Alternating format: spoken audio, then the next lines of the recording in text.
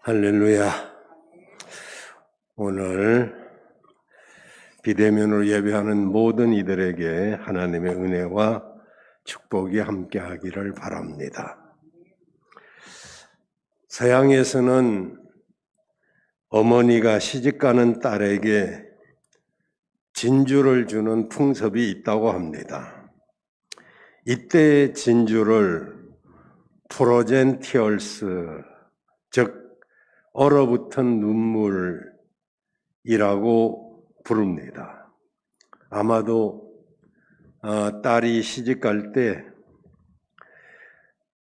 그 시집살이가 어렵고 힘들고 속상할 때 마치 그 조개가 그 삶 속에 모래알이 박힌 고통을 이겨내고 아름다운 진주를 만들어내는 것처럼 그렇게 잘 참고 견디라는 뜻일 것입니다. 아시다시피 진주는 조개에서 만들어집니다.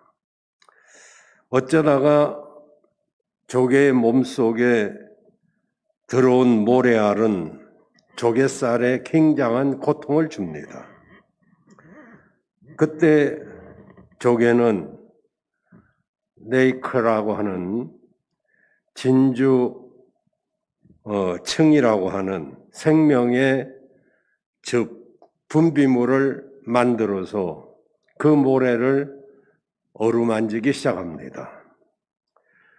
많은 아픔도 있고 고통도 있지만 그렇게 몇 달, 몇 년 지나가는 사이에 바로 그 모래알이 진주로 바뀌는 것입니다. 살다 보면 우리의 삶에도 이런저런 모래알이 들어올 때가 있습니다. 그것을 우리는 시련이라고 부릅니다. 우리에게 이런 시련이 올 때마다 내가 지금 진주를 만들고 있는가 보다 이렇게 생각하기를 바랍니다. 그러면 오늘 우리가 흘리는 눈물이 내일이면 더 아름다운 진주로 바뀌게 될 것입니다. 탈무드에 보면 어느 날 하나님이 천사들에게 지상에 내려가서 가장 소중한 것들을 하나씩 가져오라고 당부를 하셨습니다. 천사들은 지상에 내려가서 각자 소중하다고 여기는 것을 하나씩 가지고 돌아왔습니다. 어떤 천사는 다이아몬드를 가져오기도 했고 어떤 천사는 꽃을 가져오기도 했습니다. 그 중에 한 천사는 액체가 담긴 작은 병 하나를 가지고 왔습니다. 하나님께서 그게 뭐냐? 이렇게 물으시니 그가 대답하기를 이것은 믿는 자의 눈물입니다. 하나님은 바로 그 천사가 가져온 그 작은 병을 가장 소중한 것으로 여기시고 받으셨습니다. 하나님은 우리가 주님을 향해서 우는 눈물을 결코 잊지 않습니다. 시편 126편 5절에 보면 눈물을 흘리며 씨를 뿌리는 자는 기쁨으로 그 단을 거두리라고 하셨습니다. 은혜는 하나님께서 그저 주시는 것인데 또 한편에서 하나님의 은혜로 복받는 것은 하나님의 손에 있는 나의 눈물병이 차야 됩니다. 기독교의 핵심은 은혜입니다. 많은 믿음의 선진들은 은혜의 크기를 잴 수 있다고 하는데 은혜의 크기는 바로 우리가 주님 앞에서 흘린 눈물의 양이라고 합니다. 그렇습니다. 기도는 입으로 하는 것이 아니라 눈물로 하는 것입니다. 하나님은 우리들의 눈물을 보고 계십니다. 그래서 이사야 38장 5절에 보면 하나님은 내가 너의 눈물을 보았노라고 말씀하셨습니다. 찰스 스윈돌이라고 하는 목사님은 눈물에 대해서 이렇게 말씀하셨습니다. 땅 위에 떨어지는 눈물방울은 하늘의 왕을 불러온다. 주님은 우리가 수치를 당할 때나 실망했을 때 보다도 눈물로 어려운 시절을 적시고 있을 때 우리의 내적인 갈등에 주목하신다. 그분은 그 어려운 상황을 부드러운 사랑의 순간들로 변화시키신다라고 했습니다. 코로나19로 인해서 기업이 어려워지고 자영업자들이 문을 닫고 그리고 심지어 알바생들까지도 그야말로 국민 모두가 힘들고 지쳐갑니다. 사회활동, 경제활동, 그리고 일상생활들이 많은 위축을 받고 있습니다. 모든 것이 어려워지자 우울증 환자들이 급증하고 그리고 심지어는 자살률도 굉장히 높아지고 있고 가정들이 많이 깨어지고 있다고 합니다. 심각한 위기가 아닐 수 없습니다. 언제쯤 이 위기가, 이 어려움이 끝날까 걱정이 됩니다. 그러나 오늘 본문에 보면 우리 주님이 너희와 너희 자녀를 위하여 울라고 말씀하셨는데 이 말씀을 보면 코로나보다도 더 급한 것이 바로 우리 자신과 우리의 자녀들이라고 말씀하고 있습니다. 먼저 너희와 너희 자녀를 위한 눈물이 있어야 된다. 그 말씀을 하고 계시는 것 같습니다. 그럼 도대체 눈물의 기도가 어떤 힘이 있기에 눈물의 기도가 있어야 된다고 말씀하실까요? 오늘 저는 눈물의 기도라는 제목으로 말씀을 드리려고 합니다. 첫째로 눈물의 기도는 나의 문제를 해결해 줍니다. 눈물은 화학적으로 분석해 보면 약한 소금물에 진하지 않습니다. 그러나 진심이 담긴 뜨거운 눈물은 굳게 닫힌 천국문도 열고 돌같이 굳어진 사람의 마음도 녹일 수 있는 힘을 가지고 있습니다. 우리는 슬픔보다는 기쁨을, 울음보다는 웃음을 좋아합니다.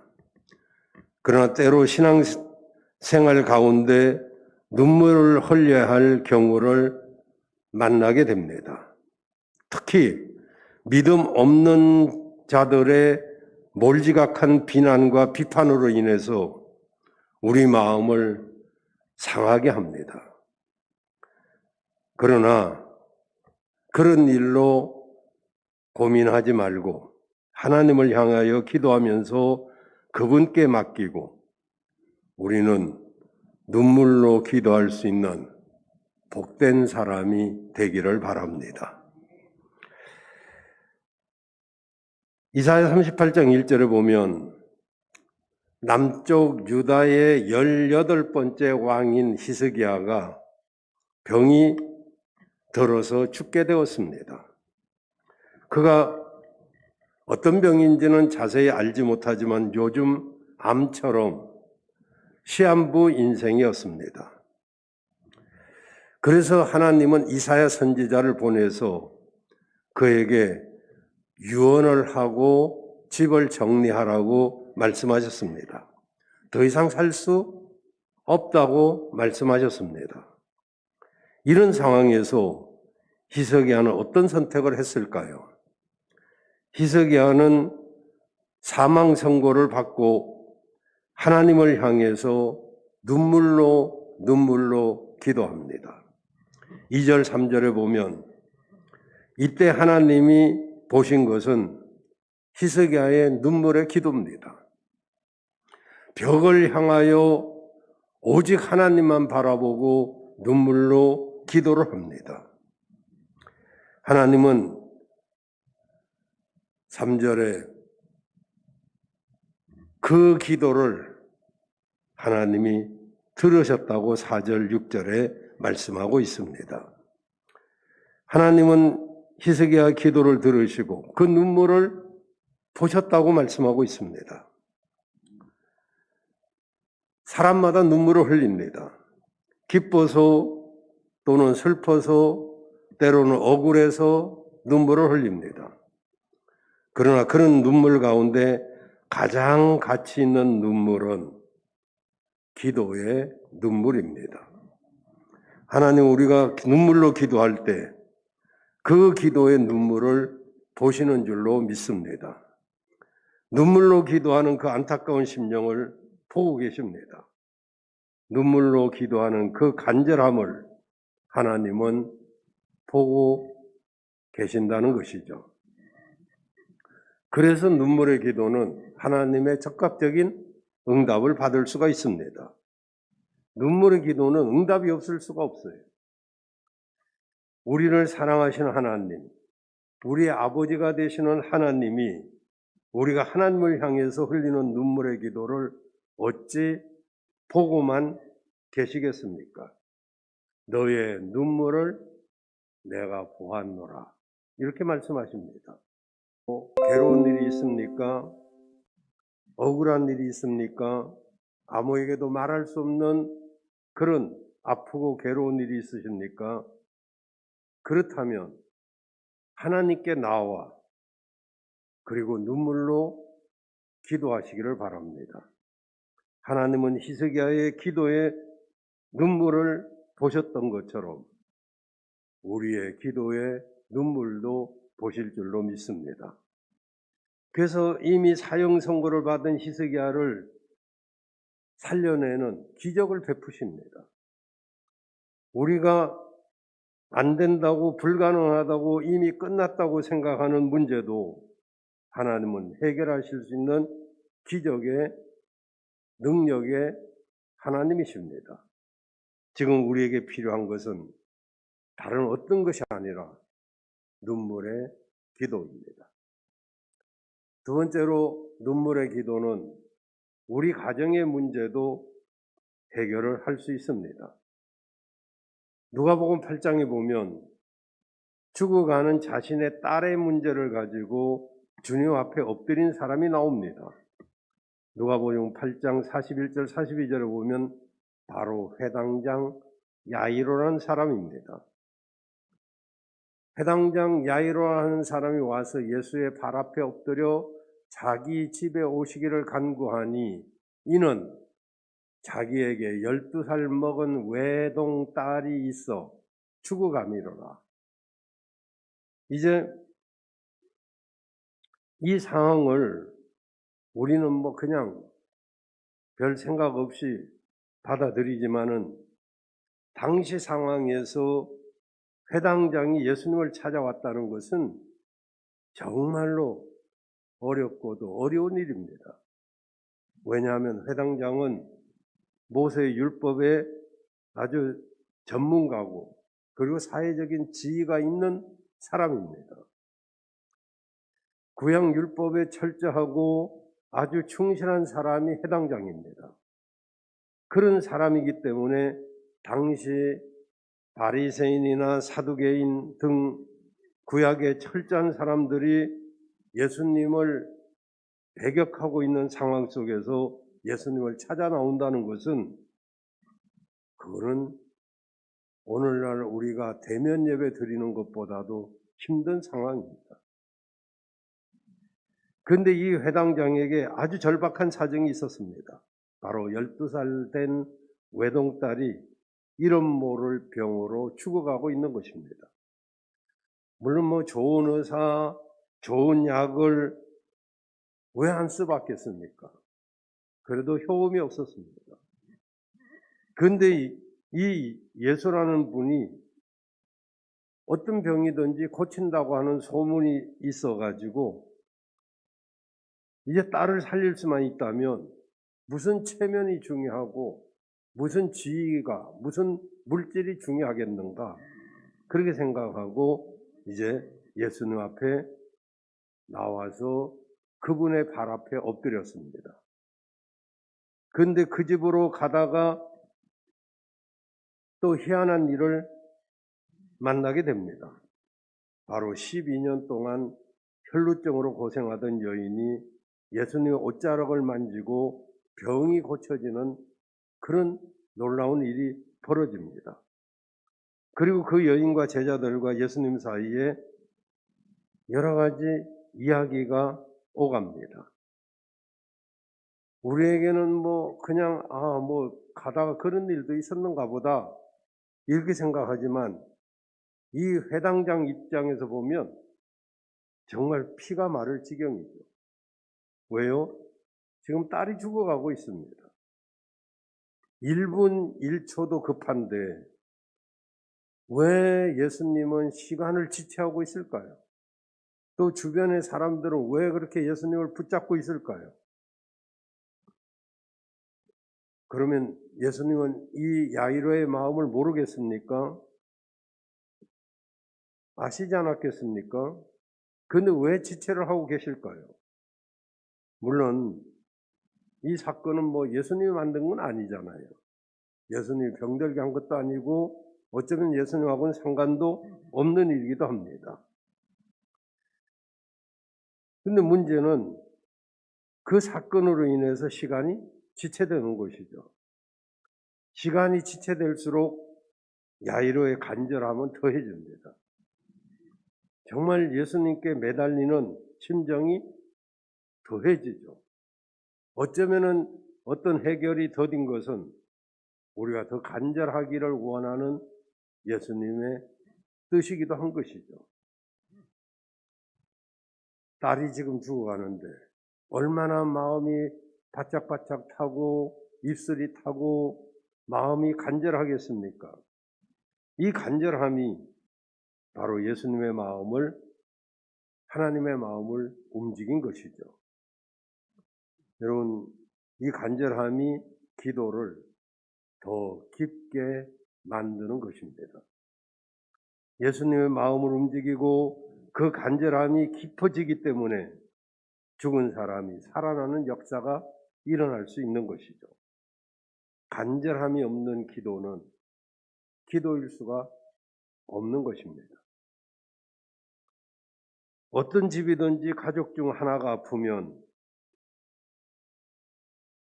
어떨까요? 온 가정이 우울해지고 그리고 시간이 지나면 그 일로 인해서 다툼도 생기고 그리고 김병에 효자가 없다는 말처럼 김병이 오면 물질도 다 나가고 시간이 가면 갈수록 가족들은 다 힘들어집니다. 그러기에 보통 가족 간에 불화가 생기고 문제가 생기는 것을 볼 수가 있습니다. 그런데 보십시오.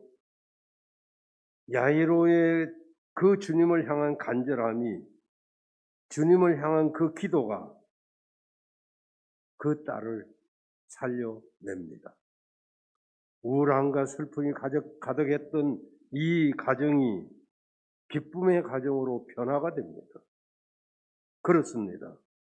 기도는 이렇게 무너지는 가정도 다시 세울 수 있는 힘이 있는 줄로 믿습니다. 그 기도의 간절함과 눈물이 더해지면 주님은 그 간절함을, 그 눈물을 보시는 것이죠. 일본 전국시대 때 그때 영웅이었던 독구가와 이에야스라는 사람이 있습니다. 그의 어머니 오다이는 정말 훌륭한 여성이었죠. 그는 자기가 아들 독구와 이에야스가 인질로 잡혀서 오다 노부갓나가라고 하는 사람에게 죽임을 당할 지경에 이르게 되었습니다. 이 오다이는 아무도 몰래 오다 노부나가를 찾아가서 제발 내 아들을 살려달라고 눈물로 간청을 합니다. 아들의 생사를 좌우할 수 있는 이 오다 노부갓나는 내가 당신의 아들을 살려줄 이유가 뭐가 있어? 그 대가로 나에게 뭘 바칠 거요? 이렇게 말을 합니다. 그러자 그의 어머니 오다이는 가장 값진 것을 바치겠습니다 라고 했습니다. 그것은 황금도 아니고 돈도 아니고 자신의 몸도 아니었습니다. 사랑한 아들을 인질로 보낸 그 어머니의 두 눈에서 눈물이 샘솟듯이 흐르는데, 그리고 하는 말이 내가 바칠 것은 이것입니다. 어머니의 사랑. 당신도 어머니가 있지 않겠습니까? 제 아들을 사랑하는 어머니, 그 마음과 어머니의 눈물을 당신에게 바치겠습니다. 그 모습을 본 오다 노부갓나는 독구가 이에야스를 살려주었습니다. 이 여인이 가지고 있었던 가장 값진 것은 자식을 향한 눈물, 자식을 향한 사랑이었습니다. 가장 아름답고 영원히 순수하고 그리고 진주보다도 귀한 사랑의 눈물이었습니다. 잘 아시는 대로 탕자 어거스틴의 어머니 모니카도 정말 세상에 둘도 없는 탕자였던 그 아들 어거스틴을 위하여 30년간을 기도하는데 암브로시스 목사님이 이렇게 말했습니다. 어머니의 눈물의 기도는 자식을 결코 망하게 하는 법이 없습니다. 이 말씀을 붙들고 기도한 결과 어거스틴은 성 어거스틴으로 변화가 되었습니다.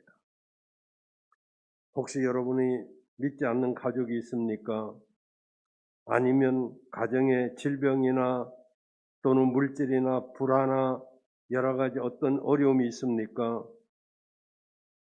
남편을 구원하려고 하는 아내의 눈물이 필요합니다.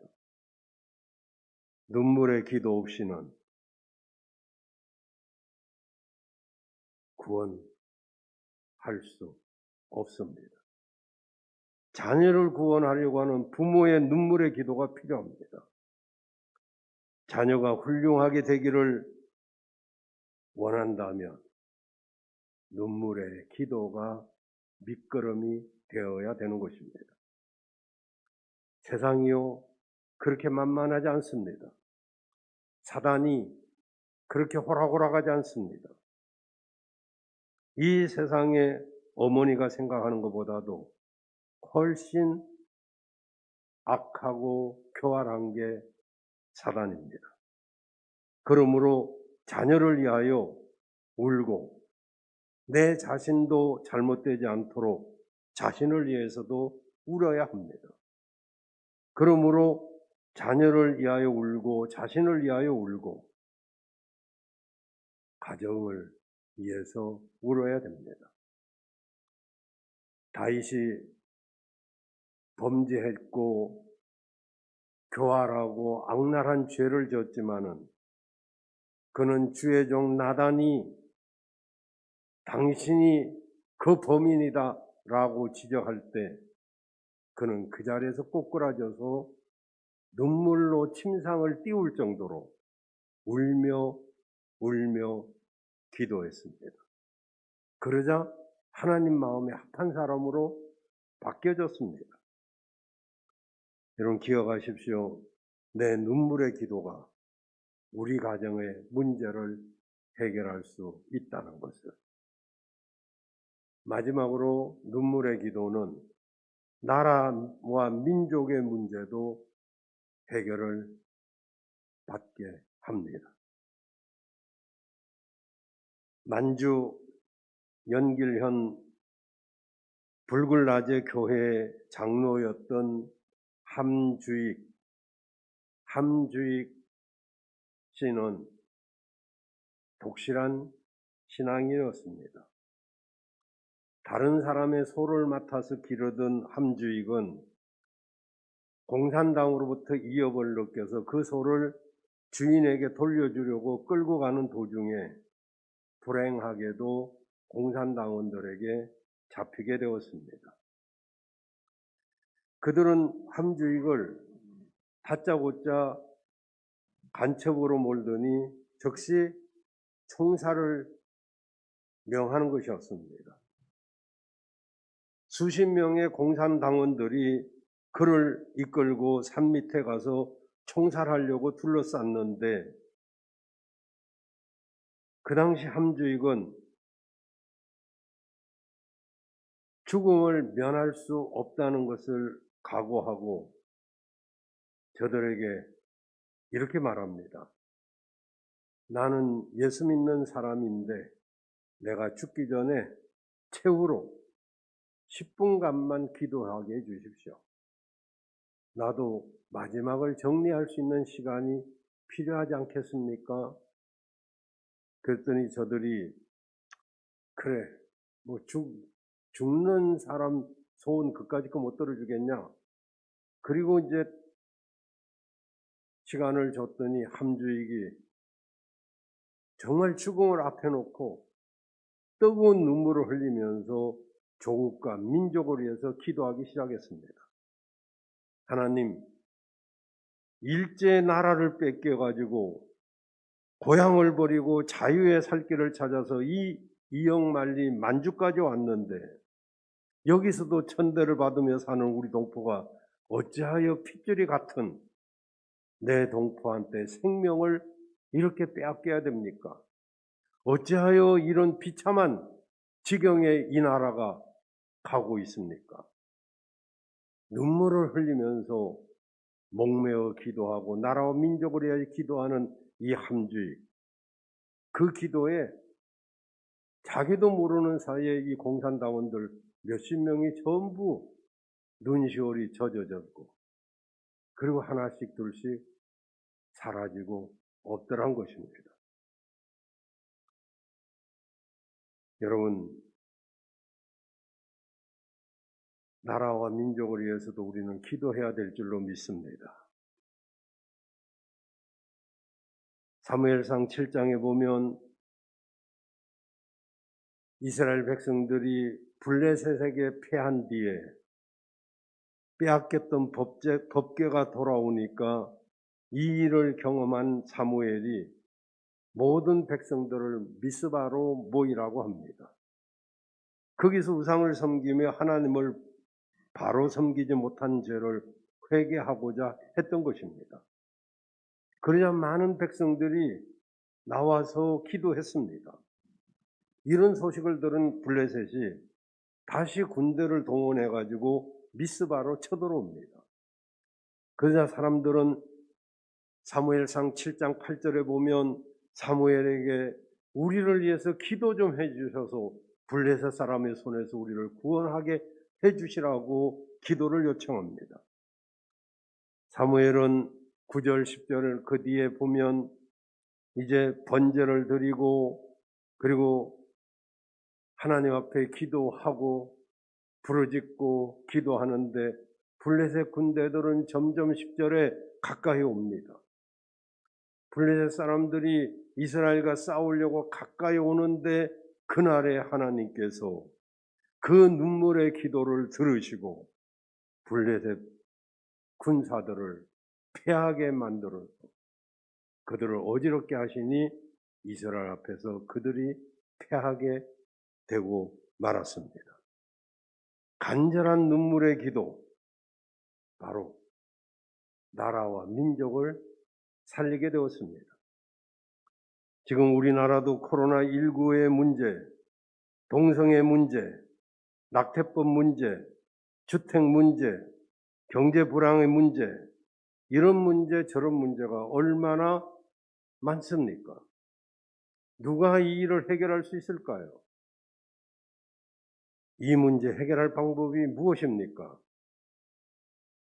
이 모든 문제 유일한 해결은 눈물의 기도밖에 없습니다. 누가복음 19장 41절을 보면 예루살렘 성을 보시고 우시는 예수님의 모습이 나옵니다. 예루살렘 성이 돌 위에 돌 하나도 남지 않고 무너질 것을 내다보시고 우셨습니다. 이보다도 앞선 누가복음 13장 34절을 보면 예수님의 탄식이 나옵니다. 예루살렘아, 예루살렘아, 선지자들을 죽이고 네게 파송하는 자들을 돌로 치는 자요, 암탉이 새끼를 모음같이 내가 너희와 너희 자녀를 모으려 한 일이 몇 번이더냐. 그러나 너희가 원치 아니하였도다. 이 모든 것이 나라와 민족을 위한 예수님의 간절한 기도이고 눈물입니다. 예수님이 그리하셨다면 이제 우리가 할 일은 바로 주님이 가지셨던 이런 간절한 심정을 가지고 기도하는 일일 것입니다. 눈물의 기도가 있어야 됩니다. 아직 우리나라는 기회가 있습니다.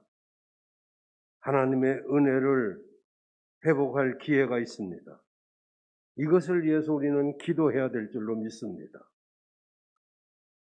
한국 지성을 대표하는 이어령 박사, 지성에서 영성으로 그 책의 서론에 보면 이렇게 시작합니다.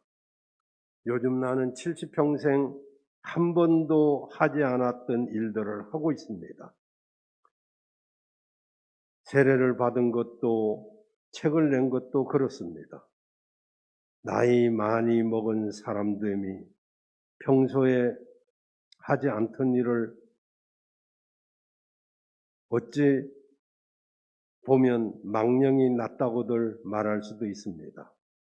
그래서이든지 사람들은 나를 만나기만 하면 어쩌다 예수 믿게 됐냐, 심지어 어떤 친구는 예수쟁이 됐다면서 그렇게 내뱉듯이 비웃습니다.